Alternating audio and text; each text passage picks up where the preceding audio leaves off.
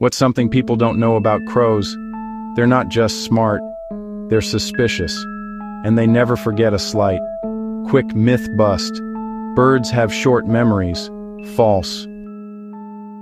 Studies show crows can recognize human faces and tag risky people. If someone threatens their nest or traps a crow, that crow and its friends can avoid that person for years.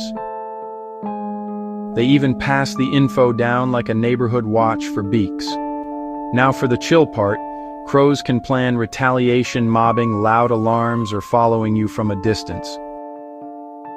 Not every crow is plotting revenge, most just live their crow lives but treat them with respect, and you'll stay off their blacklist. So next time you feed or scare a crow, remember, they're smart, social, and surprisingly patient. Animals.